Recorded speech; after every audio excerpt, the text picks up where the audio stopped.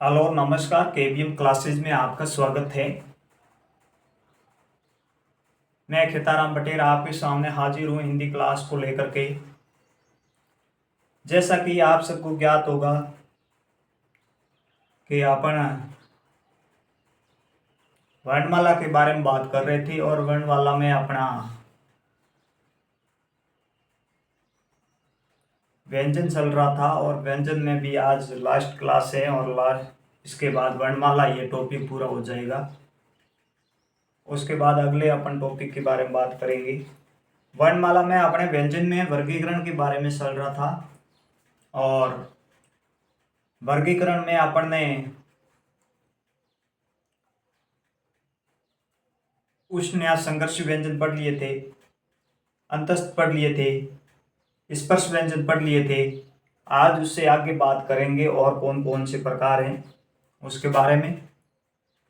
कुछ ऐसे छोटे छोटे प्रकार हैं जिनके बारे में कई किताबें भी नहीं देती हैं और वहाँ से कॉम्पिटिटिव एग्जाम में प्रश्न पुटअप हो जाते हैं। इसलिए अपन सभी प्रकार के बारे में विस्तृत अध्ययन करेंगे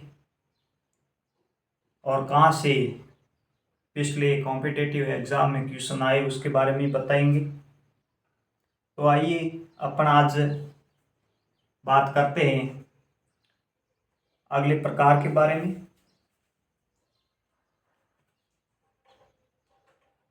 समय को न वेस्ट करते हुए तुरंत अपनी क्लास की ओर बढ़ते हैं। देखिए, अब बात करेंगे प्रकंपित व्यंजन या लुंठित व्यंजन के बारे में। कौन सा? प्रकंपित या लुंठित व्यंजन।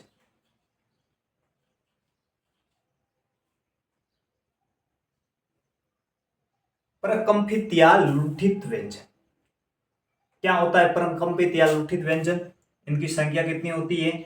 तो देखिए, प्रकंपित या लुंठित व्यंजन की संख्या है वो होती है एक। कितनी संख्या होती है? एक। कौन सा है? तो ये है र। क्या कौन सा है? र। आपको एग्जाम में क्वेश्चन पूछ ले कि प्रकंपित या लुंठित व्यंजन कौन सा है, निम्न में से प्रकंपित या लुंठित व्यंजन कौन सा है, तो आप क्या बताएंगे? इस र को। तो आप देखिए, प्रकंपित क्या शब्द है? प्रकंपित यानी प्रकंपित। प्रकंपित का क्या अर्थ होगा? तो प्रकंपित, कंपित, कंपित यानी कंपन, कंपन।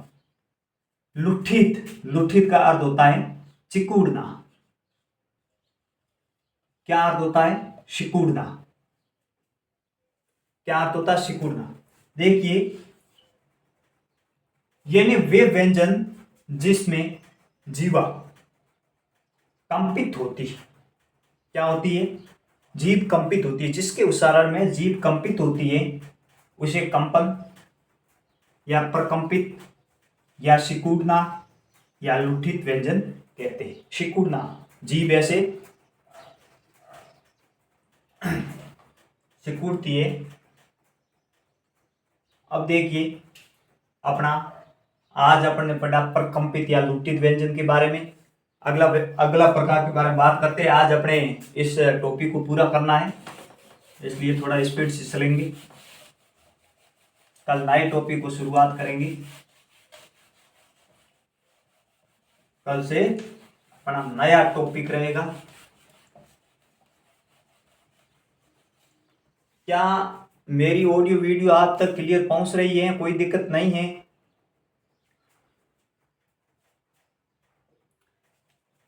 कमेंट करके बताइए।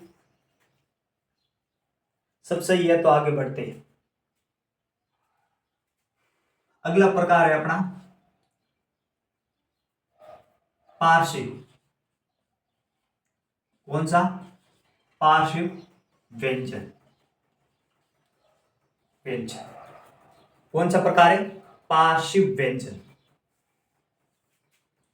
इनकी संख्या कितनी होती है? पार्श्व व्यंजन की भी संख्या एक होती है। ये कौन सा? तो एक है ल। पार्श्व व्यंजन कौन सा है? एक है, इनकी संख्या एक होती है। ये कौन सा है? ल। ठीक है, ये ल है, ल। पार्श्व क्या है? पार्श्व यानी जीभा ऊपर, यानी जीभा के ऊपर, जीभ ऊपर जाएगी, जीभा के ऊपर से हवा गुजरती,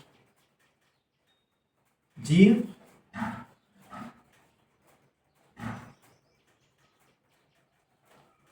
जीवा के ऊपर से हवा गुजरेगी।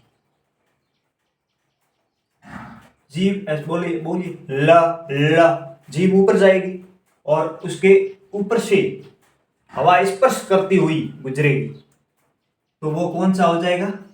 पार्श्व। यानी जीव को स्पर्श करते हुए, जब जीभ ऊपर जाती है तब उसको स्पर्श करते हुए वायु गुजरती है, तो वे व्यंजन पार्श्व व्यंजन होते हैं। कौन से होते हैं? पार्श्व व्यंजन। ठीक है, तो ये हो गया अपना पार्श्व व्यंजन। कितने? आपको क्वेश्चन आएगा कि पार्श्व व्यंजन कितने हैं, निम्न में से पार्श्व व्यंजन कौन सा है, तो आप क्या उत्तर दोगे? ल। क्या उत्तर दोगे? ल। उसके बाद अपन बात करते हैं एक अपना आगत ग्रहित, मैंने आपको शायद पढ़ा दिया था, आगत ग्रहित व्यंजन स्वर के बारे में दोनों की चर्चा की, लेकिन एक बार और लेते याद हो जाएगा, कोई बात नहीं। आगत या ग्रहित व्यंजन, आगत या ग्रहित व्यंजन। आगत या ग्रहित व्यंजन कितने बताए मैंने? 5 बताए। ये स्पीड से इसलिए लिख रहा हूं क्योंकि ये आपने पढ़ा हुआ है, मैंने पहले पढ़ा दिया, ये दोबारा रिवीजन के तौर पर मैं पढ़ा रहा हूं।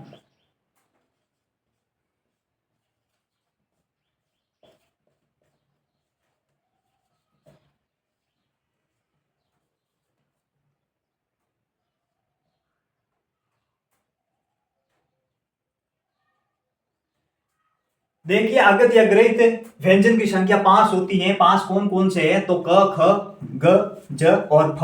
और ये चिन्ह लगा हुआ है, ये नुक्ता चिन्ह है। क्या है? नुक्ता चिन्ह। नुक्ता चिन्ह कहां लगता है?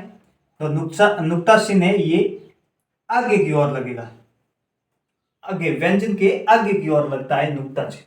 ठीक है, ग्रहित या आगत व्यंजन। ग्रहित आगत व्यंजन का क्या तात्पर्य है कि ये विदेशी भाषाओं से ग्रहण किए हुए।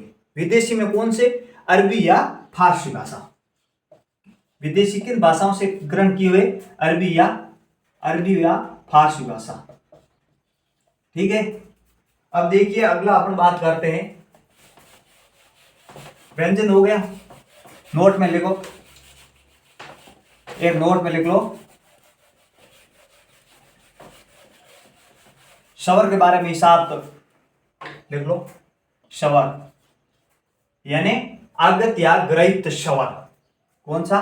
आगत या ग्रहित स्वर कौन सा है? तो कौन सा है? ओ। ये किस भाषा से लिया गया? एक ये आगत या ग्रहित स्वर, एक ये किस भाषा से ग्रहण किया हुआ है? तो वो भाषा है अंग्रेजी। ठीक है, आगत या ग्रहित व्यंजन कितने होते हैं? 5 होते हैं। आगत या ग्रहित स्वर कितने होते हैं? तो एक होता है। ये आपने पढ़ लिया। ओ, जैसे आप लिखते हैं ना, अंग्रेजी कोई शब्द देखो, जैसे डॉक्टर लिखा, तो डॉक्टर, डॉक्टर। अब देखो, ये डॉक्टर कभी नहीं लिखेंगे क्योंकि अंग्रेजी वाला स्वर, अंग्रेजी का ही शब्द है, तो अंग्रेजी का ही स्वर अपन को यूज करना है। ठीक है, तो डॉक्टर ये सही, ये गलत हो जाएगा। एक ऑक्सीजन, ऑक्सीजन भी कैसा है? अंग्रेजी का वर्ड है,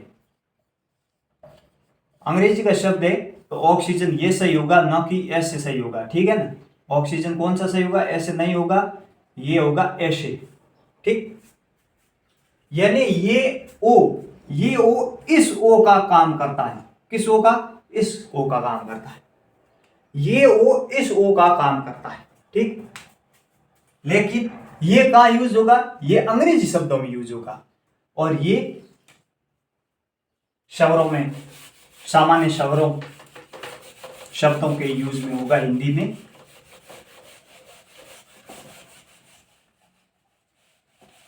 ठीक है, ये तो स्पीड में इसलिए कराया कि ये अपने आगे अपन ने पढ़ रखा था, ये दोबारा ऐसे ही आगे आ गया, याद आ गया, तब मैंने पढ़ा दिया, पीछे एक भी नहीं रहना चाहिए इसलिए पढ़ाया, बाकी ये अपने एक बार आगे पढ़ा हुआ है।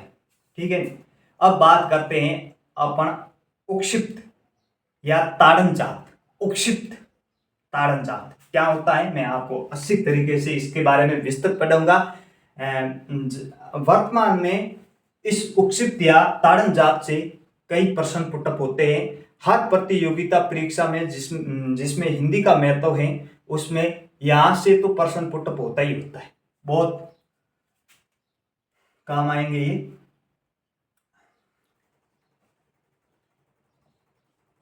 स्टार लगा दो।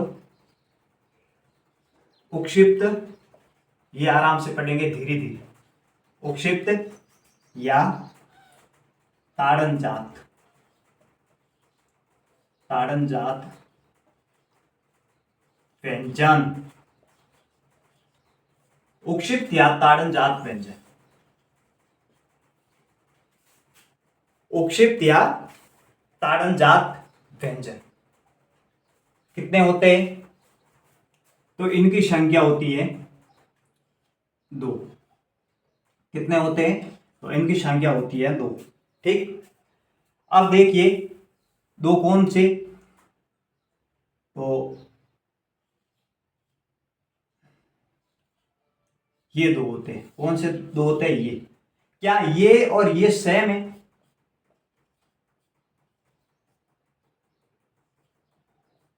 ये वालों में है या ये अलग है, ये अलग है। इसके ये आता है ना, ये वर्ग ट वर्ग, ट वर्ग में ये ड और ढ आते हैं, ट वर्ग में ये ड और ढ आते हैं, जिसके नीचे उक्षिप्त नहीं लगा होता है, अपन गलती से लगाते हैं, वो अपना गलत है, ये होता है अलग। ये इनके साथ ही होता तो दोबारा क्यों पढ़ते, ये अलग है इसलिए अपन दोबारा पढ़ रहे हैं उक्षिप्त या ताड़नजात। ठीक है, समझ में आया। कितने होते हैं, 2 होते हैं। उक्षिप्त या ताड़नजात कितने होते हैं, 2 होते हैं। इनकी संख्या कितनी होती है, 2।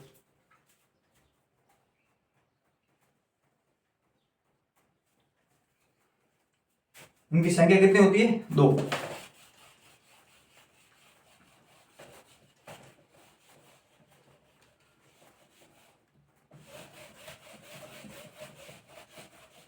बफरिंग हो रहा है।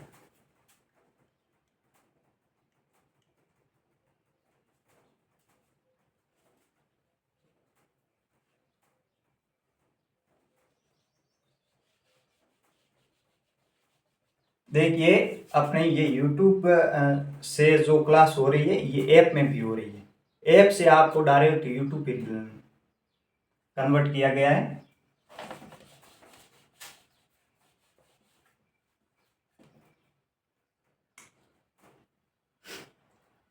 जैसे एक प्रश्न है, आपको मैं एक प्रश्न तौर पर, पहले बाद में इसके प्रयोग बताएंगे, कि एक प्रश्न है 60 प्लस आनन, 60 प्लस आनन का, 60 प्लस आनन का संधि शब्द क्या बनेगा, 60 प्लस आनन का संधि शब्द क्या बनेगा, बताओ।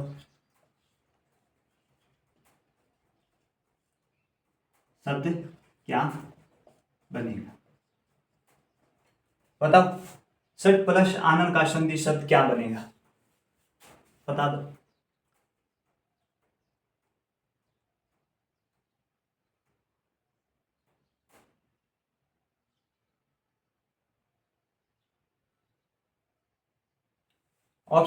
ऑप्शन देता हूं, 2 ऑप्शन देता हूं, बता दो 2 में से। षडानन, क्या षडानन, एक दे देता हूं, षडा न। एक ये षडालन, ये एक ये षडालन। आप बताओ, ये क्वेश्चन आया हुआ है, किस में आया था? ये आया, ये ग्राम सेवक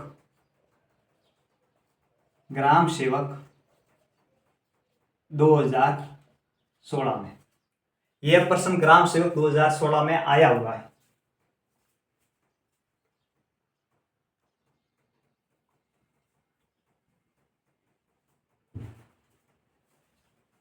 हाँ बताओ, कौन होगा? ये वाला होगा या ये वाला?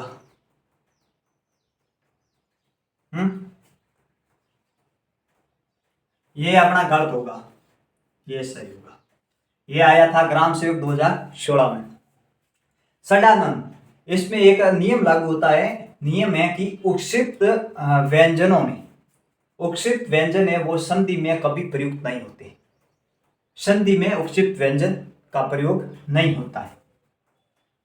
अब प्रयोग देखो, सदशुद्धि के तौर पे ये उक्षिप्त व्यंजनों के बहुत सारे क्वेश्चन प्रतियोगिता परीक्षा में वर्तमान में आते हैं, शब्द शुद्धि के तौर पे ज्यादा आते हैं।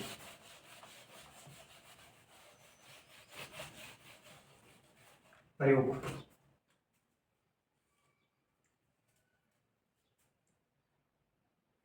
उच्छिष्ट व्यंजनों के प्रयोग कहां कहां इसका प्रयोग हुआ? तो पहला प्रयोग लिखो, उक्षिप्त व्यंजन, उक्षिप्त व्यंजन का प्रयोग,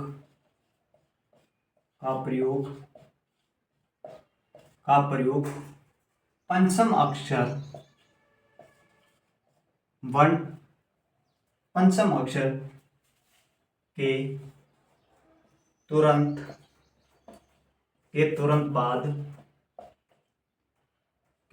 बाद नहीं होता। यानी उक्षिप्त व्यंजन का प्रयोग पंचम अक्षर के तुरंत बाद नहीं होता है। ठीक, पंचम अक्षर कैसे? पंचम अक्षर कैसे? जैसे एग्जांपल के तौर पे बताऊं, देखिए एक है मेंढक,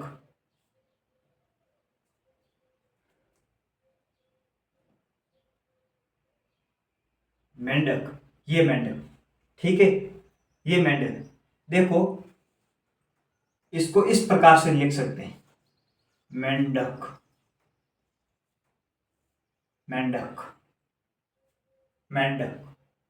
देखो ये अनुस्वार है ना, ये अनुस्वार की क्या है, नियम क्या है, ये मैंने पहले आपको बताया कि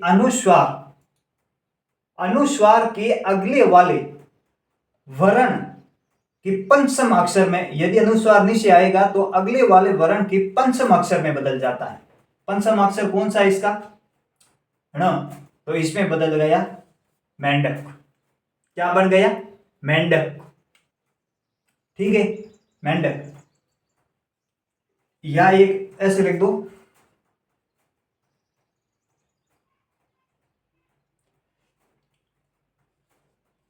अब ये तो ऑप्शन दे रहा हूं, ये तो सेम ही, एक है मेंढक, या ये सेम लिख दो, मेंढक। तो ये उक्षिप्त वाले हैं, ये गलत है। क्या है? उक्षिप्त वाले गलत है। क्यों गलत है? क्योंकि उक्षिप्त का प्रयोग नहीं होगा, क्योंकि इसमें पंचम अक्षर के तुरंत बाद, यानी उक्षिप्त व्यंजनों का प्रयोग पंचम अक्षर के तुरंत बाद नहीं होगा। तो ये पंचम अक्षर आ रहा है, पंचम अक्षर के तुरंत बाद कभी नहीं होगा। ये पंचम अक्षर आ रहा है, ये अनुस्वार नहीं से आया, पंचम अक्षर आ रहा है, तो पंचम अक्षर के बाद कभी नहीं होगा। अनुस्वार अपने अगले ही वर्ण के पंचम अक्षर में बदल जाता है, और ये पंचम अक्षर है, और पंचम अक्षर में इसका उक्षिप्त व्यंजनों का प्रयोग नहीं होगा। ठीक, कोई दिक्कत नहीं, समझ में आया?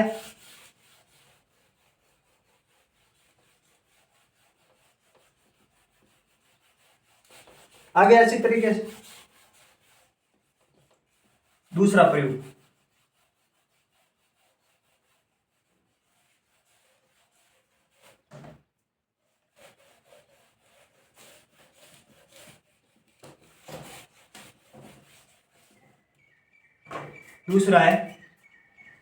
दूसरा प्रयोग है कि उपक्षिप्त या ताड़न जात व्यंजन, उपक्षिप्त व्यंजन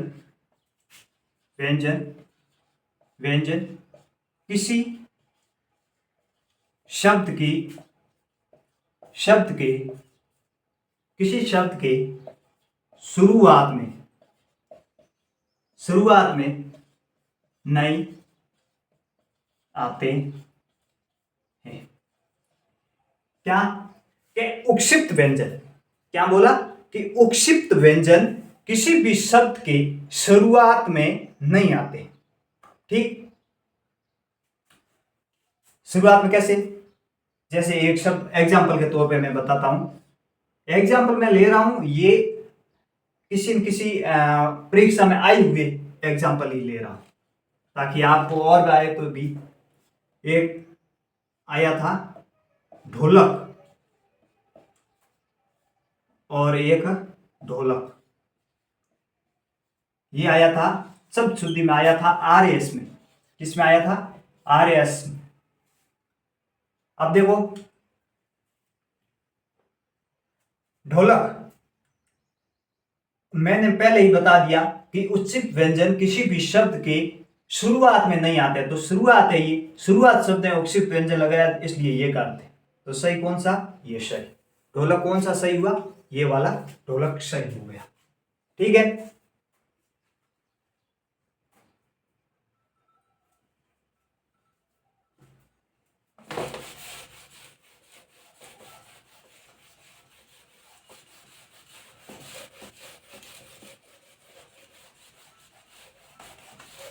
अब तीसरा प्रयोग,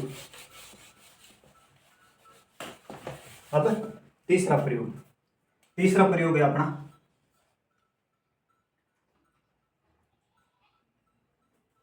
उपक्षिप्त व्यंजनों का, उपक्षिप्त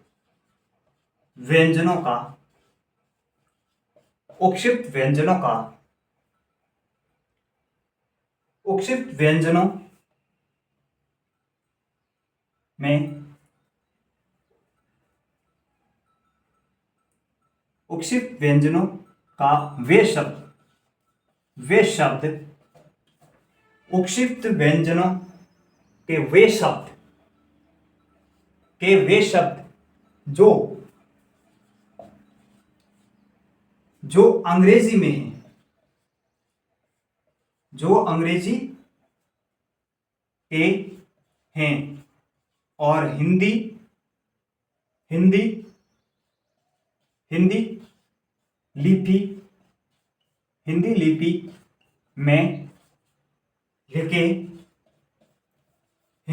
लिपि में लिखे जाते हैं, उसमें उपक्षिप्त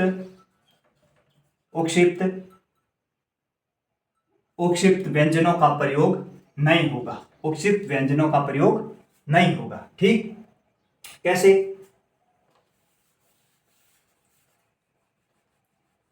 एक शब्द है जो एलडीसी 2023 में आया हुआ है। किसमें आया? एलडीसी 2023 में। एलडीसी 2023 में शब्द आयो सोडा, यह अंग्रेजी का शब्द है सोडा। उसने शब्द शुद्धि में पूछा कि सोडा, प्रश्न ऐसा आया कि निम्न में से शुद्ध शब्द है। सोडा एक था, दूसरा और ऑप्शन बहुत थे, सोडा। ठीक, तो उपक्षिप्त व्यंजनों के वे शब्द जो अंग्रेजी के हैं और हिंदी लिपि में लिखे जाते हैं, उसमें उपक्षिप्त व्यंजन नहीं होगा। ठीक, तो ये सोडा होगा नहीं सही, ये सोडा सही होगा। ये आया था एलडीसी 2023 में। ठीक, एक शब्द है एक और बता देता हूं, बोल्ड, बोल्ड, बोल्ड और बोल्ड, बोल्ड। तो सही कौन सा होगा? सही ये होगा, ये अंग्रेजी का शब्द है इसलिए उक्षिप्त व्यंजनों का प्रयोग इसमें नहीं होगा।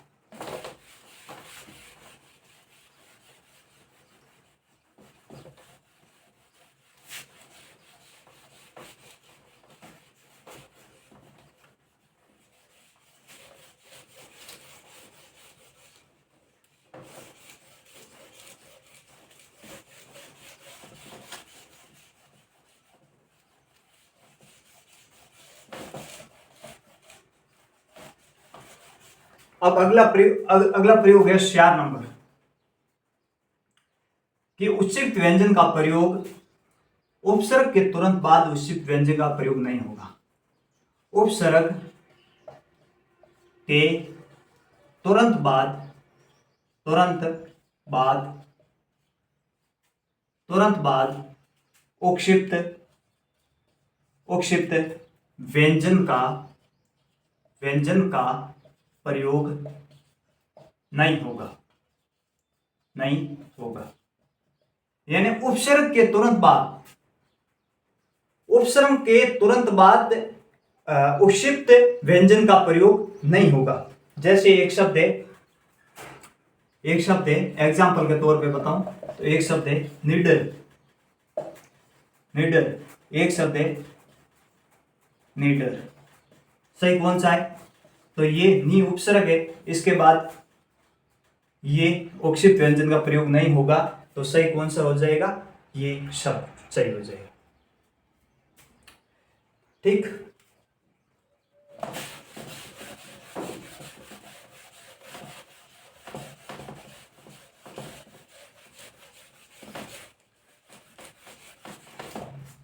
एक मैं पूछूं आपको, एक तो था निडर, जिसमें मैंने आपको ये सही बताया। एक मैं आपको पूछता हूं अनपढ़,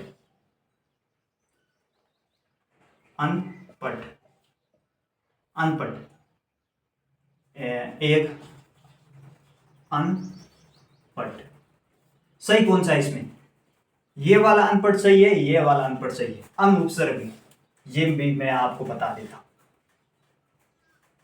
तो सही होगा इसमें से कौन सा सही होगा? तो इसमें से सही होगा ये वाला। क्यों होगा? तो कि सर आप तो गलत बता रहे हो, कि आपने ही बोला था कि उपसर्ग के बाद उक्षिप्त व्यंजन का प्रयोग नहीं होगा, तो आप ये क्यों बता रहे हो? ये तो गलत बता रहे हो। नहीं, देखिए मैंने ये बोला था कि उपसर्ग के तुरंत बाद, क्या बोला? उपसर्ग के तुरंत बाद उक्षिप्त व्यंजन का प्रयोग नहीं होगा। ये तुरंत बाद तो ये प आ गया, प में कोई उच्छिष्ट व्यंजन नहीं है, तो इसमें ये हो सकता है। ये सही है, ये गलत है। एक शब्द है पढ़ाई और एक शब्द है पढ़ाई। सही लिखता हूं, साफ दिख नहीं रहा है।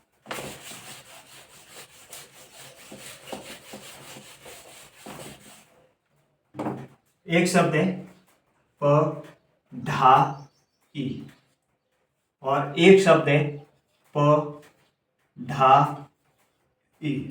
सही कौन सा है इसमें से? ये सही है कि ये सही? कौन सा सही बताइए?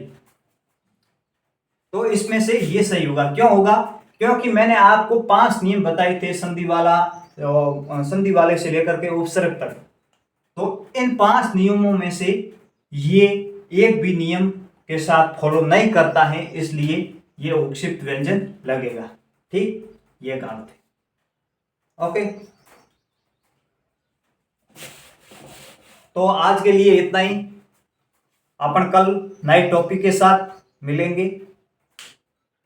ये अपना टॉपिक पूरा हो गया। ओके।